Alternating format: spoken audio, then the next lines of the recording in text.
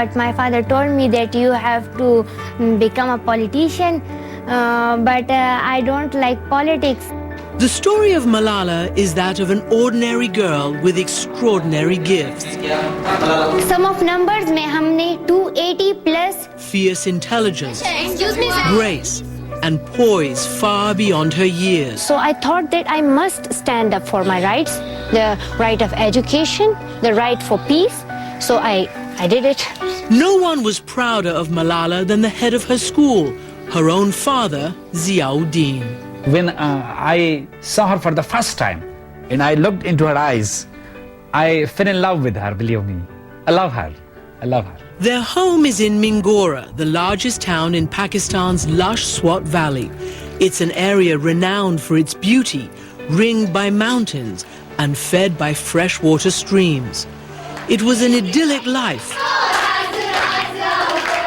And then came the Taliban. The reign of terror began in 2008. Taliban soldiers took over the valley and imposed an extreme form of Sharia law. Anyone who dared to defy it was whipped. Many were murdered. Malala saw the bodies of family friends left as terrifying exhibits in the town square. Right? Good night. Good night. And she feared for her father, who had spoken out against the Taliban. Sometimes I think that I will hide in the bathroom and I will call to police and they will come and they will save my father. One night, the Taliban leader took over the local radio station and issued an ominous new order. The Yousafzais were forced to close their school and, along with thousands of others, fled for their lives. Finally, after months of fierce battles against the Taliban, the Pakistani military claimed victory in the Swat Valley. Malala and her family came home. She went back to school, but this time with a target on her back. One day, a Taliban boarded her makeshift school bus. The man shot Malala in the head.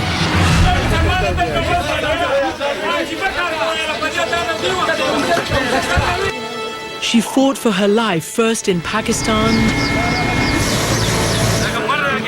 then in England, where she was flown for extensive surgery. Now the whole world knew who she was and what she had fought for. There were rallies and protests, prayers and speeches across Pakistan and throughout the world. They shot her at point-blank range in the head and made her stronger.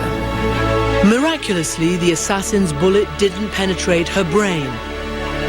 The doctors saved her life, and in a matter of weeks, Malala reassured the world that she would once again raise her voice. Today you can see that I'm alive. God has given me this new life. The man who shot her is still at large, and just this week, the Taliban once again threatened to kill her.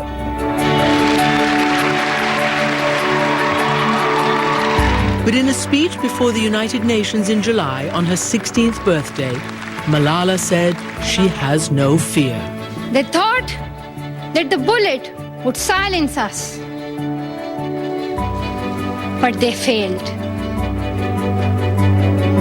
And out of that silence came thousands of voices.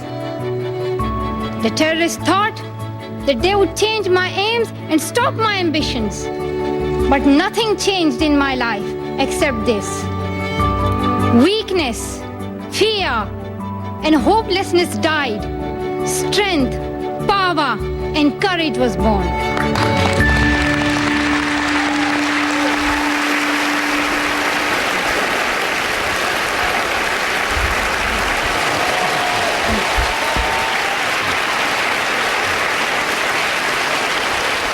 Malala Yousafzai and Ziauddin, welcome to the 92nd Street Y here in New York. Thank you very much.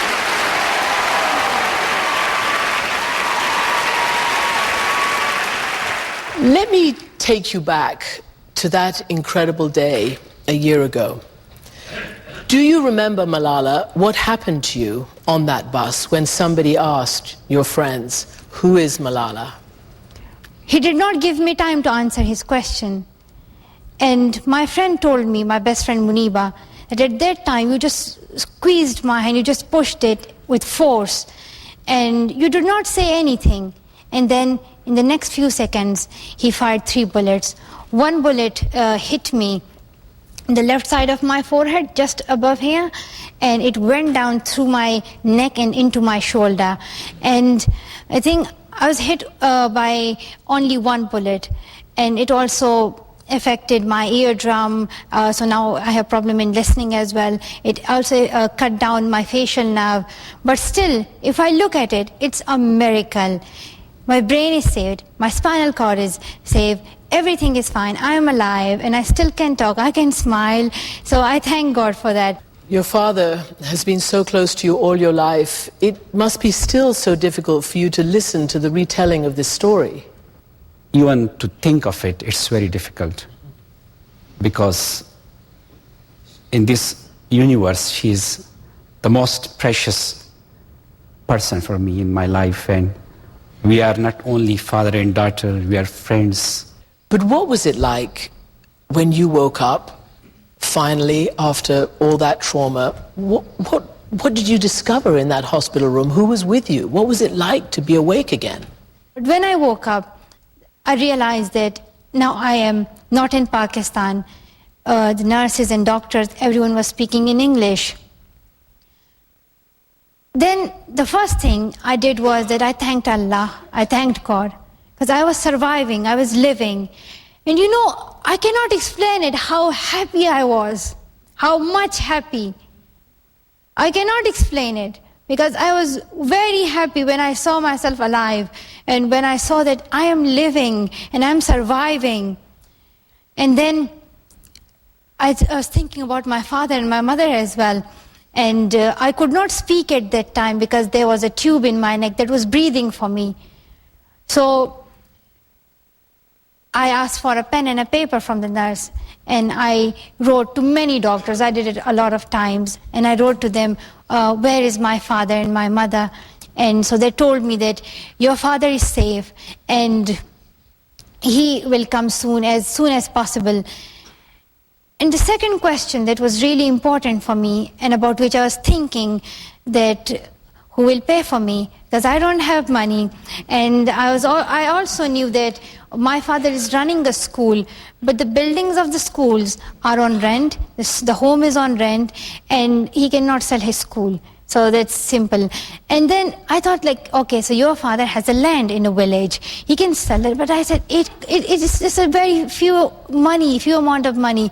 Then I was thinking he might be asking people for loan. So that's why I thought that I didn't know that the whole world was praying for me, and are still praying for me. They are supporting me. And now I believe that when people pray to God for life, God gives. God is really honest. God listens to his people's voice. So, what do you think it is about you that caused the whole world to pray for you, and the whole world to light candles when you were wounded, and the whole world to wish for you to be here today? I think I must ask the whole world that why did they pray for me? Interesting. The first thing is that it shows humanity, it shows love, it shows friendship, and it shows harmony. Because not only the people of Pakistan, not only Muslims, not only Pashtuns, but everyone prayed for me. It did not matter what religion they had. If they were Christians, they were Jews, they did not even have religion.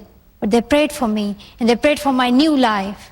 Do you think, though, that it was not just because you're a lovely girl, but because you had a fundamental mission, and that you spoke out about it in the most unusual way?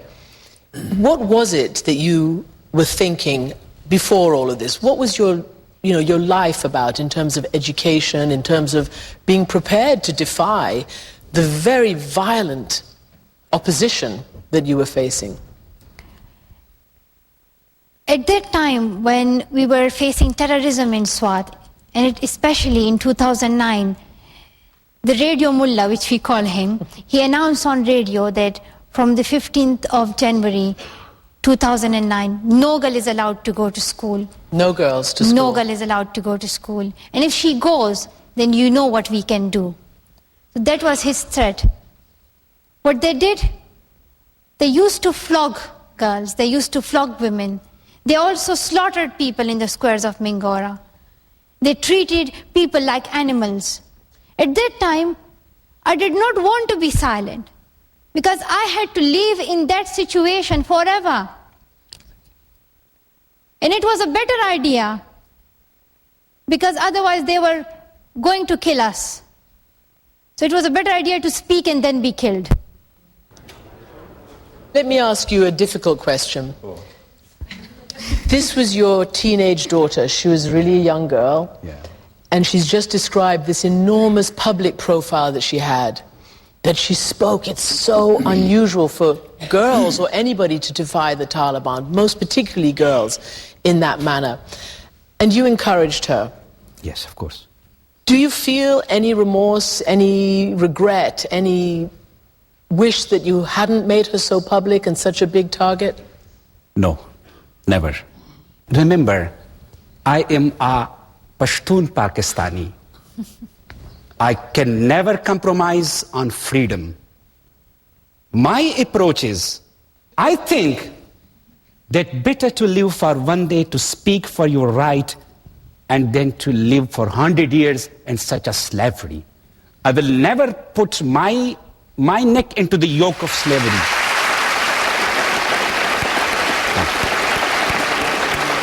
Later in the program, the bravest girl in the world is still just a teenager to her mom. Whenever I used to go to the market with her, she used to tell me, cover your face, see that man is looking at you, that man is looking at you. I said, Mom, I'm also looking at them. It doesn't matter.